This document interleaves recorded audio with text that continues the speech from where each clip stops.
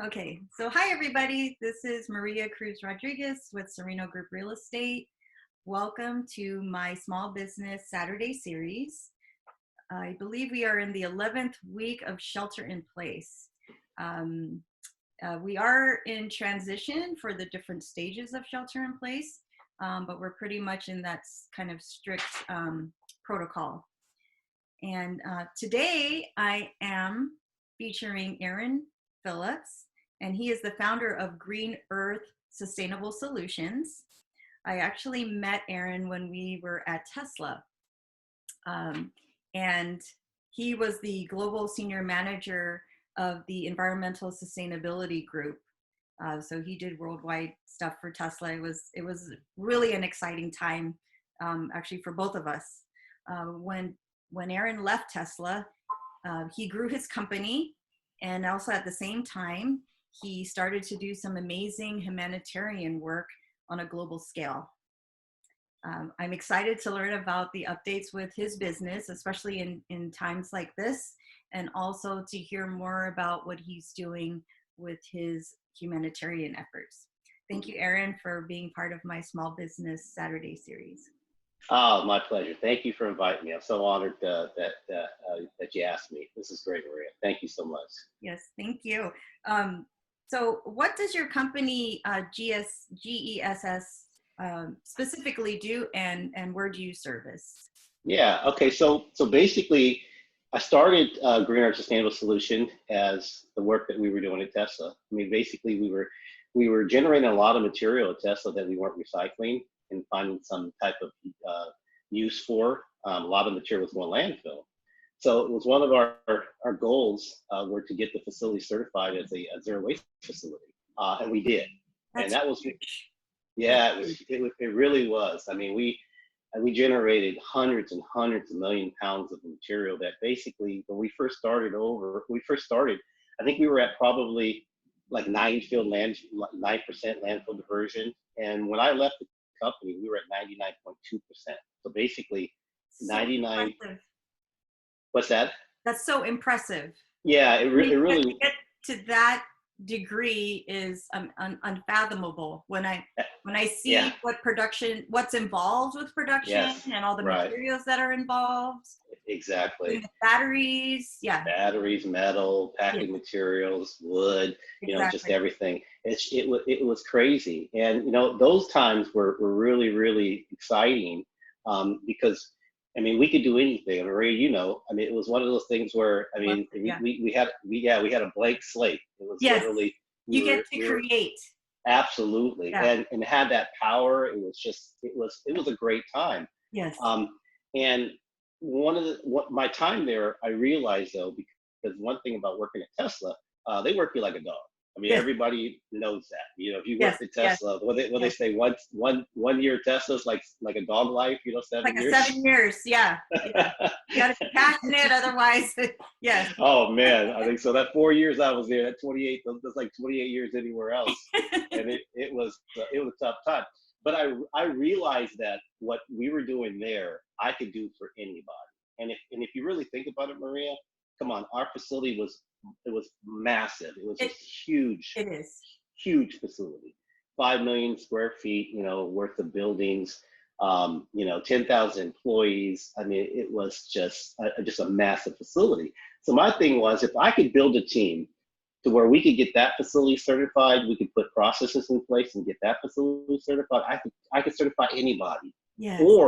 Or what I can do is I can take a company, and maybe you can't get a certification because maybe you can't hit all the numbers that you need to get there, but at least you understand what your footprint looks like. What kind of, how much water, power, the types of materials that you generate. Maybe we could eliminate some waste at your facility. So what I do is I go to companies and I design a program around what they generate. So I look at every commodity that is being generated at the facility. And then we either find a home for it, we eliminate it, we do a recycling option, a reuse option. We give these customers a little bit more power and flexibility on what happens to their waste. And I don't like to say waste, but it's their byproducts of whatever their operation is. Okay. Yeah. So I go. I'm working with companies globally right now to either get their facilities, certified, or again, it's just simplifying their operations. Working with Love them, that. to again, the key is to eliminate waste. Eliminating But that's, waste, simplifying. Yeah. yes, yeah, it's one of our biggest issues that we had at Tesla is we generated a lot of cardboard, but because there was foam attached to the cardboard, we couldn't recycle that. So we had to go back to the back to the supplier and say, hey guys, can you not glue that foam to the cardboard? Can Yeah. you use cardboard inserts instead of this foam? Some Yeah. said yes, and then we could recycle that cardboard 100%. Some said no, and we Wow. just had to deal with the waste. So that's kind Wow. of the thinking that we use, here at my company. It's like we look at what you generate and try to find an option, a better option, something that's going to be better for the environment. That's awesome. Now, Yeah. when you build teams, is it a combination of your team and then in-house? Yeah. So basically, they own the program. I'm just a facilitator. That's all I am. Great. That's when Okay. I do training, That and makes sense. when I meet with the high ups, I let them know, like, look guys, I have a lot of experience in doing all this, but I'm not going to be there. I don't go and collect the waste. I don't go there and separate out the waste for you They on a need to day to own it. day. They need to They own it. they need to own it. They need to have the compassion and understand how important it is. Because one of the things that I discovered, which again I'm very strong in understanding how compost works. Before I didn't, I had no idea. Mhm. Compost is it's a huge piece around eliminating greenhouse gas, and you can by not throwing away food waste and Right. actually composting it or putting in some type of organic treatment. By doing that, you're eliminating. I mean, it's so beneficial for the environment. It's not even. It's crazy. And when I do training, I show how important that is. I mean, I really get the employees engaged, and I get them. Again, remember at Tesla, it was a hard sell to sell to these engineers, because these engineers, all they care about, Elon, all he wanted to do was build cars. He didn't really Yeah. care about all the Yeah. peripherals and everything. And you knew Yeah. you were in charge of all the training and everything that was out there. So it was kind of a hard sell. But once you get your employees engaged and understand that this mission, what the I like mission, it. it's not just about building cars or about profits. It's about really looking at the environment and doing what you can. That's that little the little position that you play that will help down the line. And that's what I have to do. I have to sell the individuals, the company, on what the benefit of this process in zero waste is. And that to me, it's a kind of a challenge. But once you get someone engaged, it's the easiest thing. But they own the program. The program Exactly. is theirs. And then when you think about it too, when it comes to, electric cars, we're talking about the environment. I mean, that's part of the picture. Right. So what you're Right. doing is like, it's part of the big picture. It's not Yeah. just making cars. It's about what are we doing for the environment? What are we doing about global warming? It's kind of like Exactly. it is the big picture. And When I and when people go home too. I mean, it's also Same a thing. culture. Yeah. It's a Yeah. culture. Yeah, yeah, and that's what I talk about too in my training. It's like whatever you learn here, you can take it home and you can teach someone. I tell you, it's the most rewarding thing when I do training, and then 3 months later, a quarter, I come back, maybe do more training or do some follow up, and they're telling me, yeah, this is what we're doing at home, or I'm teaching my children, hey, you know what? Instead of taking your food waste and throwing it away, just make sure it goes into the compost. Or maybe they set up compost programs in their backyard where they're actually composting their own food waste. And I love that, because that's what it's about. When you're in sustainability, that's what you're trying to do. You're trying to motivate people to think like that. Just what you just said, Maria. It's not just here. It's not just at the workplace, but it's a culture change. And that's where for me. And that's why I love what I'm doing. I mean, I have passion. I wake up every day thinking to myself, man, I got the best job in the world. And I Oh, freaking you love did an amazing job. it. Well, I remember seeing the videos. I remember yes, seeing the yes, videos like, yes. oh my God, it's like What? Yeah, yeah, it's like crazy, He right? did all Yeah. that? Oh my God, I didn't even realize. It's just, yeah, it's And totally cool. we did that on purpose because, you know, the thing is, you could easily get with all the amazing things that are happening, it's happening so quickly, especially at that facility, at a startup facility like what we were. You could Right, easily get drowned out with all the big bells and whistles and everything. So what we tried to do is we tried to build our programs to where we could present them to where anybody understood. Like if I show you a picture of this huge mound of trash and I tell you that 90% of this is going to be recycled, you can understand that. And then I show you the processes it takes for it to get recycled or how we process it. It's like, okay, I get it. And that's where we did our videos. Our videos were basically everything. They were so eye catching. And that's how we made our name at Tesla. Because no one heard of our group before oh, we started doing all that. it was amazing. And it also Yeah. helps people to understand the process, because Yes. you need to have systems in place, and the process that you had, Right. it's like everybody's responsible. Yep. So, because you're contributing to this, so you need to be, get with the A- program.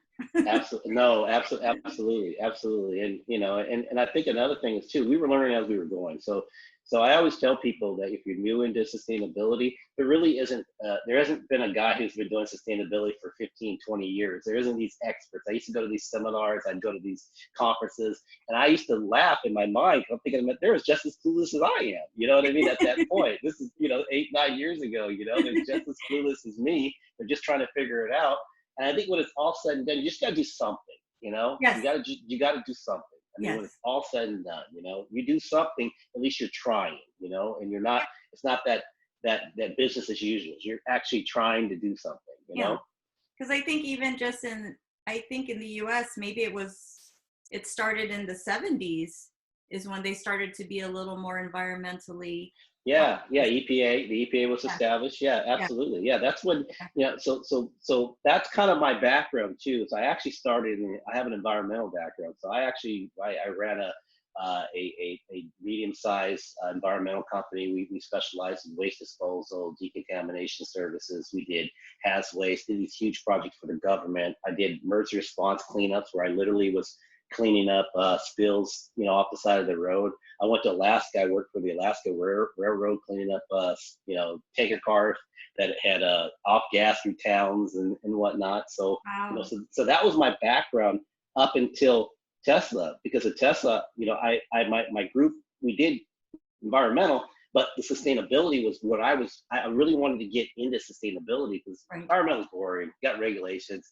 Sustainability, there's so much that you can do by just changing the way people think, the changing the way that people, their day-to-day stuff, and that's what was exciting. That was so exciting about what we were doing. Now has the shelter in place changed your business, or how has it affected it, if at all? Well, because it has, because the way my process works is that I have a 4-step process. The first step is we identify what you generate. So basically, we're going to do an audit of your building. We'll go in, we'll take a look at where you generate your cardboard, your plastic, everything. Right. And then we inventory all that. And then we're going to come back and do a deep dive. We're actually going to look at your trash and weigh it and find out what your landfill diversion numbers are. Right. And then we do a training where we're actually train you on how you separate out your waste and whatnot. And then we measure it, because the key thing about zero waste is you're trying to get at least a 90% landfill diversion. If you don't get 90% landfill diversion, you can't get a certification. So we're going to do everything in our power to get you at 90%. And if you get to 90%, then we can guarantee you a certification. So for me right now, I can do a lot of the audits, which Right. I've had a ton of audits. I can go out there, I can audit, but I can't do the second phase because our customers aren't back to work yet. So I can't measure what a day looks like and what they generate, an operation. Some companies I can, because some haven't stopped, and I'm working. So for me, what I'm doing now is that I am really doing a lot of the audits, but I'm really focusing on long-term planning and fine-tuning my company. We're going to get certified a small business, a small minority business. So we're working on the Love it. certification. you know? Love it. Yeah. So for me, what these last couple months have been why we've had to shut down, it's just really me looking at how I can do things better, you know? Okay. And I've hired a new guy. I got a new guy working for me. He does a lot of like internet stuff. You know, he's like a marketing specialist. You know, he Oh, does perfect. present. He's like I can give him something and he can like put together this amazing presentation. So during the shutdown, I said, you know what, I'm just going to do that. I'm going to bring somebody in. I'm going to have this guy really, redo my website and really get my company, take my company to the next level. That way we're scaling up for this business, right? This business is going to come. I do see it coming. Oh, So, absolutely. yeah, I definitely see it coming. I hate to say it, but it's like when shelter in place occurred, it's like, wow, this is actually the time that I can focus on things that I never had time to do. Absolutely. Because it's like you're busy, working with clients and doing whatever you're out and about. And then now it's like, okay, now I can focus on this, on my marketing. So it's awesome. That is what I've been telling people that either listen to me or talk to whatever. I'm like, look, just take this time to really reconnect with yourself, reconnect with your family, reconnect with just the environment, just reconnect, because we've been going like gangbusters. I don't know about you, but we've been. It's been great. I almost feel like it's busier than in some aspects. Yeah. Yeah, definitely. So that's what's it's affected my business.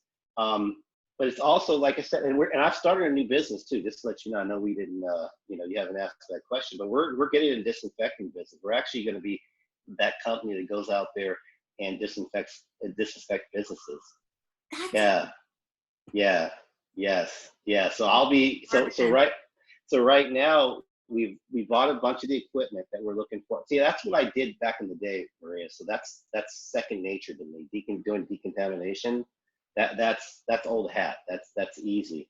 The only difference is making sure that we have all the CDC recommendation, the EPA requirements, things like that, different solutions that we use, and the different equipment. And we had to go out and we invested probably about my partner and I invested about $20,000 in equipment just to get into that business. Okay. So shortly, I'd say the next couple of weeks, you're going to hear an announcement that we're ready to rock and roll, and I have customers lined up, ready to like use our services.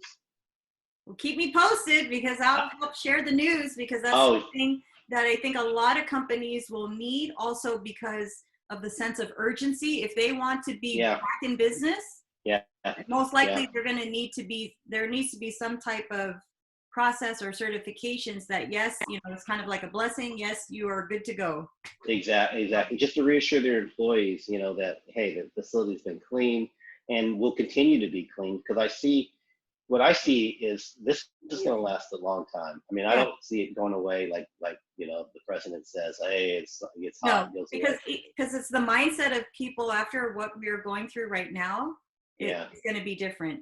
Yeah, it's going to be totally different. And it's sad in a way, because there's a lot of the things that we did that I really like. Like going to a football game. It's like you high five, and I just remember high fiving the lady in back of me. We're hugging each other, and I know it's like we got that human touch that you just exactly. Now you're like throwing elbows. I know, that's what I did yesterday to my friend.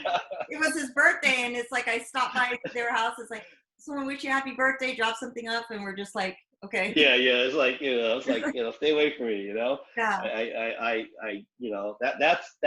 That's the really sad part of how I think concerts. I'm supposed to go to John Legend. I was supposed to see John Legend this September, but I don't know if that's going to happen. I doubt very much that it's going to happen.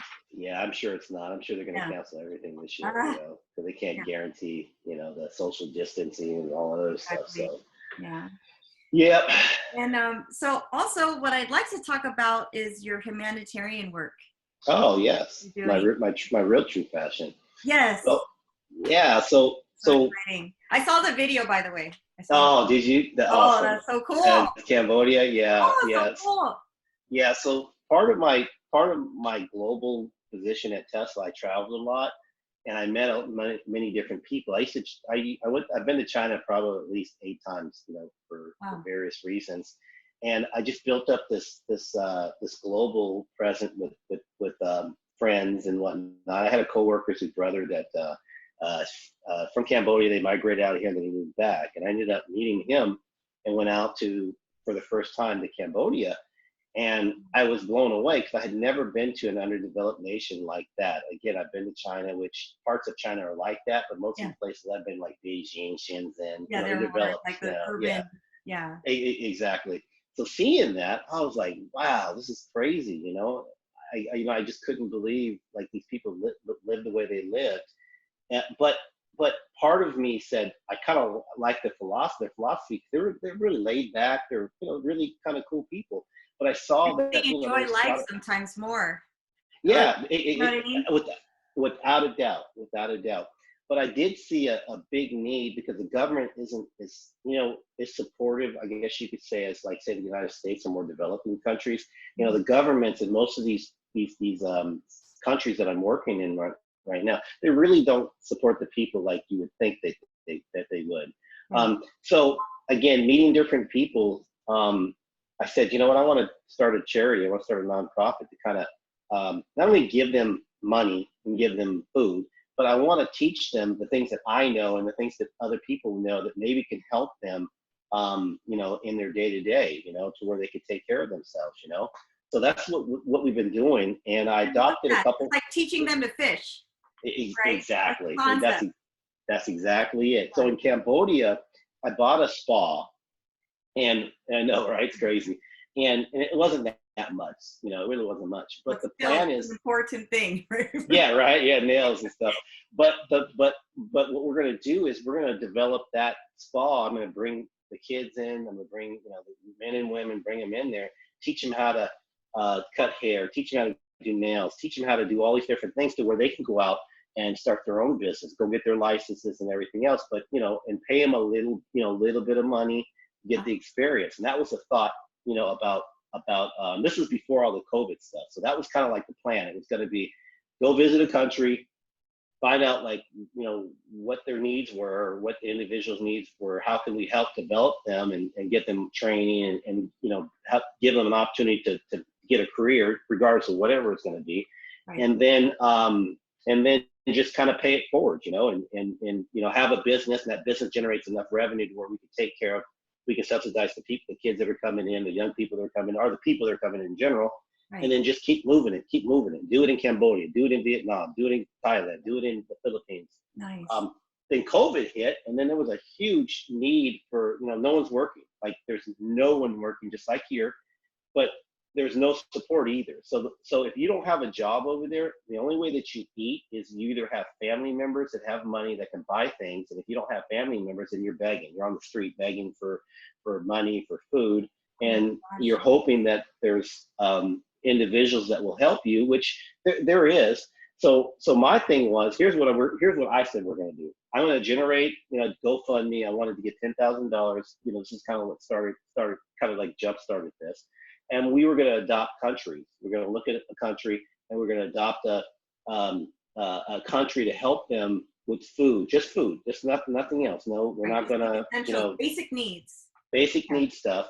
And I want to take half the money and use it here in the United States. And I want to take the other half and then use it in the Philippines, use it in Cambodia, use it in Vietnam. And we got two African countries that we're looking at, Kenya and Nigeria, right.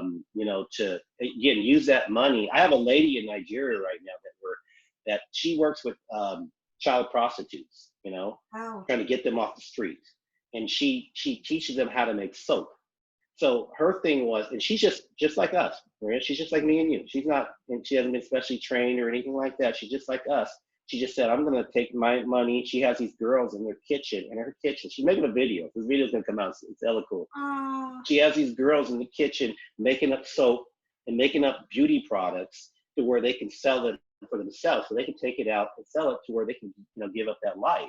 So I talked to her and I'm like, look, what you need to do is you need to set a business up. You need to set a soap business up and bring these girls in to your factory. You teach them, you give them a job, And then if they want to go out and do their own thing, and kind of like Avon, you know what I mean, Mary Yeah. Kay, if they want to go out and do their own thing, then they have their resources. Basically, they got it, they know how to do it, and then you'll help them. You'll give them the money, you'll give them the startup. And that got me thinking that we could do that same program anywhere in the world. Once we figure, once she teaches us or puts the program together, we can take that and we can scale that up and make that global if we want to. And again, in these underdeveloped countries, that can help them generate some type of revenue that's outside, what they might have been doing in the past. So my nonprofit, that's what we're focused on, and I'm trying to get as many people as I can get to join the group. And you join it by just donating $5, basically, because what I'm trying to do is, the real money is going to be in a corporate sponsor. So we can give 5,000, 10,000, whatever, but the real money is in corporate sponsorship. So what I want to do is I want to be able to do just like I did at Tesla, make those amazing videos and show them all the amazing things that average people, just like me and you, can do to help someone in some foreign country or someone on the East Coast, because we're giving money to food banks. That's where the money that we're draining here, they're going to go straight to food banks. We're going to, I decided, like, okay, listen, this is what we're going to do. There's enough people out there, they're not eating, they don't have no. We're going to give the money to the food banks. We're going to let the food banks, issue that out to the people that basically need it. But I want to put together this compelling organization, a story, to where I can go to a Coke or a Pepsi or someone that I know at one of my partner people that I used to know at Tesla or big CEOs somewhere, and say, give me 20,000, give me 30,000, give me 100,000, give me $1 million, and this is what we'll basically, this is what we're going to do with it. They can see it, what we've done with the little money. If we get some big money, oh my God, we're gonna change a whole entire generation. Yeah, seriously, and that's I like that you said generation. Yeah, generation. It's a generation when you start from from one family and then going on, you're helping to build, and it just passes on. I think some people don't think about it as generation. No, I met this Cambodian girl, and she told me she was an orphan, and where she was at, a family adopted her, basically, from the United States, and they paid for her way and everything else. And now she's paid it forward. She became a teacher. Now she's teaching. She's taking care of all these children. She has a love for children. It's crazy, and she's taking care of all these kids. And I was like, wow, that's a great story. But it was because somebody cared about this little baby girl, this little girl who had no mama, had no daddy, and helped her become a woman, and now she's paying it forward. And that's the change in generation that we're talking about, the change a generation can make. Now she's out there mentoring all these children that have no mothers and fathers, and teaching them there's a better way, and this is how you do it, go to school and whatnot. That's kind of what we're talking about here. I have something right now in Colombia right now. I'm actually working. I should have been there this month. I would have been in Colombia. A lot of these things I do on my own. Because I don't want to waste anybody's money. My whole thing is, like, I'd rather waste my money if it doesn't work out, if it doesn't pan out. But we're looking at doing potentially sponsoring a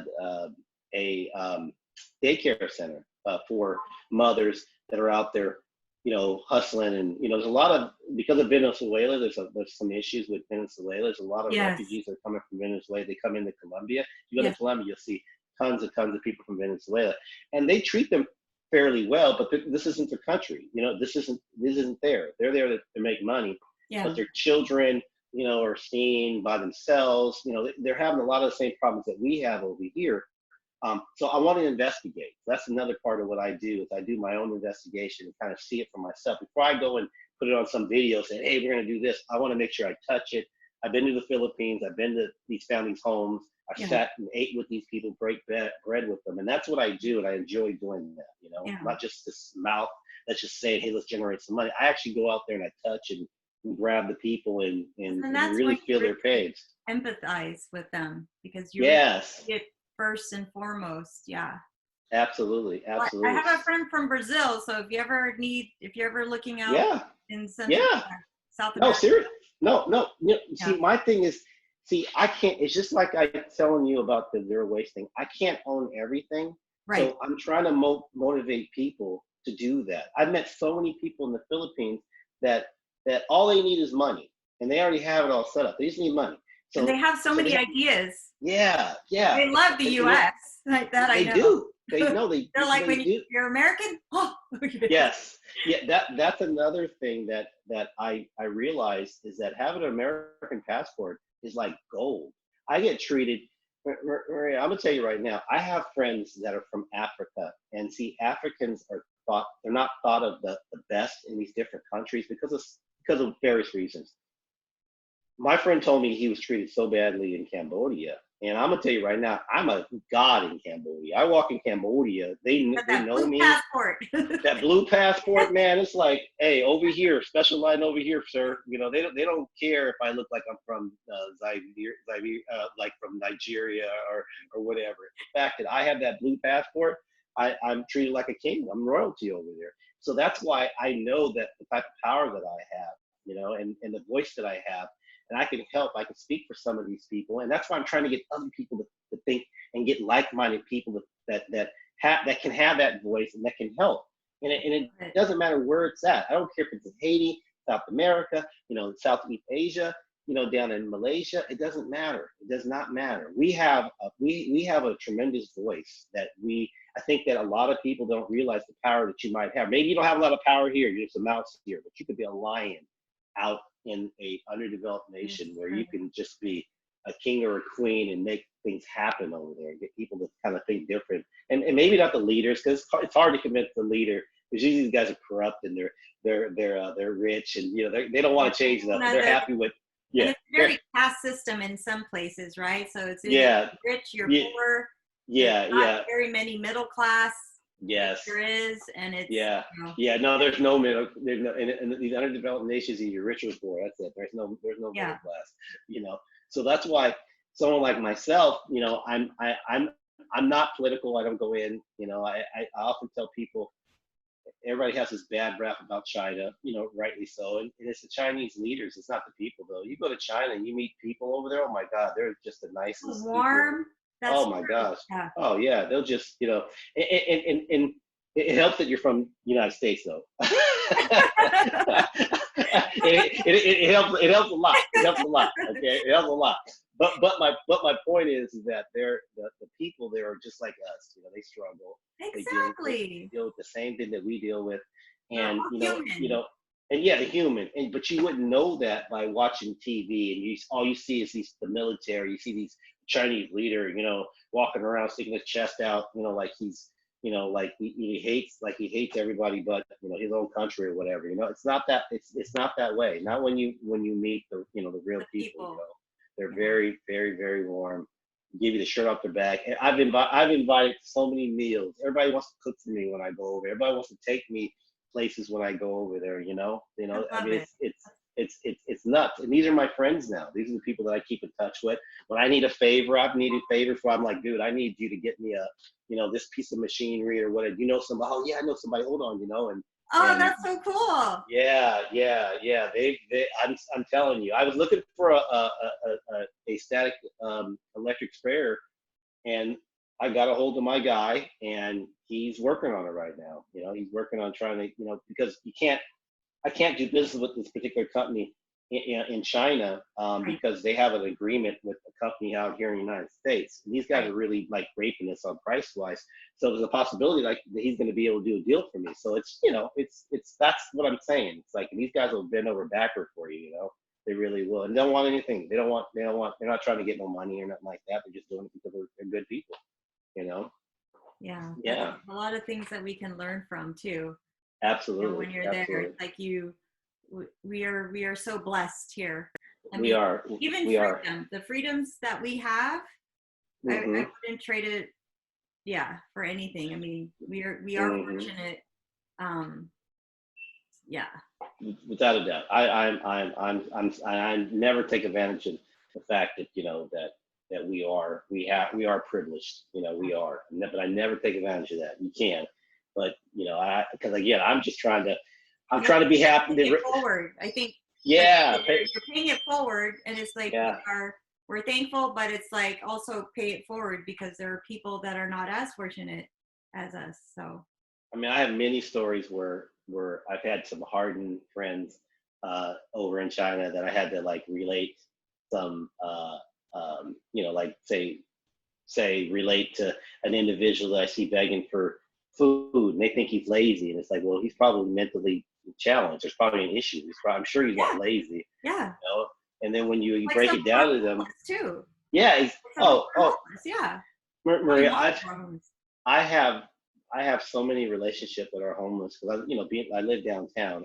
I mean, everywhere I go, I'm seeing a homeless person. There's all kinds of encampments everywhere, and I talk to these people, and about half of them, I would say, have mental issues. I'd Yes. say, and the other half have drug issues. Okay. So it's either one or the other. Now there's plenty of that don't have both, but the ones that I encounter, it's one or the other. There It's the isn't. majority. Yeah, the majority of the people that I see either drugs or they're mentally ill, and and maybe both. When you really think about this, Yeah. and Yeah. how do you look down on a person like that, man? Because you could easily be in that situation. I mean, you Right. easily can Right. easily. You could have a bad breakup. There could be something happen at your job. You get fired or something like that. Next thing you know, you're doing something that got you Right. dependent on something else. And then, maybe you had a mental issue, a small one that was Right. masked, and then you had a trigger that caused you to go full manic or something like that. And Right. now, you're walking down the street undiagnosed, and people think you're crazy. When in fact, yeah, there's a mental issue, and maybe you could get some help. Most of these people's family either gave up on them because of the issues, or just don't care. These came from really bad homes, and Yeah. this is their way of either self-medicating or dealing with real life. And like I said, I feel so sorry for people that are like that. It just makes me feel sad It, knowing there really isn't much we can do. That's the whole thing, Maria. It's not yeah. like I could generate $10 million, and then what am I going to do with it? I'm going to buy them a house. Okay, then what are they going to do? How are they going to maintain the house? Can I feed them? Yeah, I can give them a meal every single day. And that's what all we really can do. But most of these people need some type of Medical medical attention. treatment. Yeah. Yeah, Exactly. I They mean, need I medical mean, attention. I mean, that's what they need. They need someone to focus them, get them right, teach them, and get them on their meds, and make sure that they follow, the instructions they need to follow, and hold their Yeah. hand, and do it for a lifetime. This isn't something they can just do it one day and think everything's going to be okay. But yeah, so I think as my nonprofit evolves, I'm going to be looking at ideas, and I'm going to, one of the things that I wanted to do is I want to highlight the people that are doing extra. Besides giving that $5, I would say, hey, give up a Starbucks. Oh, just give it one Starbucks, man. Give me $5 for one Starbucks. I want to put your name. I want to put your name on our list. I want your name on there. I want to acknowledge the fact that you're part of this family. But then, we have the superstars. I have a friend. Her name's Pearlie. She gave up. She donated an additional $500 to the Philippines. Bought all this food. She showed me the food. I'm like, look, Pearlie. I said, you know what needs to happen? I literally want to put you on my website. I want to showcase you for being the superstar. We'll come up with some name or whatever. I want to acknowledge you, and then I want the nonprofit to credit from the fact that you're part of the organization. It's making That's a what difference. Yeah, It's exactly. making a difference in people's lives. Absolutely. Yeah. Absolutely. So that's why I say, I don't know what my nonprofit's going to look like in 3 months or in 6 months or for 1 year, but I'll tell you right now, I'm not stopping. I'm not giving up. I'm going to continue. Well, I'm here for you what too. I'm doing, and I know you are. And seriously, I appreciate your kind words and your passion. And just, that's one thing about you, Maria, that I always appreciated. The fact is that, you always made me feel real special. And you just, you're very compassionate. I love that. Those are the type of people that I like to be around, very, very compassionate, How can people contact you? And I yeah. can also put it up on when I post. Yeah. Oh, no, I appreciate that. So right now, I haven't got my website. Like we've got the name set up, and we're getting a domain name. So you can't go to my website yet. So, but what they can do is they can reach out to me. I'm an Instagram person. I'm not really a Facebook guy, but Okay. I'm starting to figure out Facebook. So Okay. they can get me on Facebook. my Instagram is my Instagram is Aaron Dog 408. So it's Okay. AARONDOGG 408. Okay, and Okay. that's an Instagram. Okay. Um, you guys can go to my website, which the website address for my business Yes. for Green Earth. So it's www.gearthinc.com. So Okay. GEARTHINC.com. You can Okay. go and you can check out, what we're doing on zero waste. You can drop me you can drop me an email there, or my personal email, which is fairly easy if you know how to spell my name. It's Aaron Dante Phillips at Gmail. So it's AARONDANTEPHILLIPS at gmail.com. And that's how Perfect. one of those three ways you can get a hold of me. But check out my website. We're constantly updating it. But you can drop me a message in there. I got LinkedIn too, so you can get me on Okay. LinkedIn. LinkedIn. Yes, we're Yeah, connected. yeah, yeah. Okay, Connect cool. me with on LinkedIn, and and just check for my. Like I said, I think what I'll do is once I get up and running, Maria, maybe we can do another Yes, I interview would on the love that. nonprofit.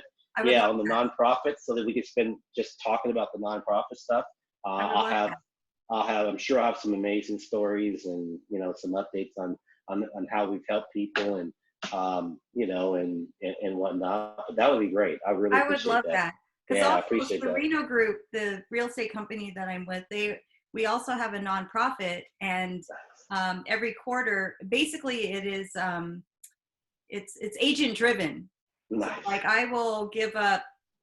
So every time like we're closing escrow, we can check off. Okay, I want to give some of my commission to. We call it 1% for good. So it's basically 1% of Oh, our commission will yeah. go to this kind of pool, Mm-hmm. and then we vote on different people that have organizations that have applied, and then All we right. present them. I'll, Yeah, I'll so apply. I'll yeah, apply. yeah. So every quarter, and sometimes it all depends. But yeah, every quarter we do that, That's and great. I've always contributed because I think, like you said, it's paying it forward. We Definitely. are blessed, and it's helping Absolutely. communities. So Yes. Yeah. yeah, so Yeah. That's I'll great. send you some more information on that as well. I appreciate that. Thank you Yeah. so much. So I thank you appreciate so that. much. Yeah. I It's really fun. appreciate your time on a Anytime, Saturday. dear. Yeah. Anytime for you. All Anytime right. for you, Marie. Anything you ask for. Anything you ask for. Thank you, Erin. Well, take care Okay. and have a Okay. wonderful weekend.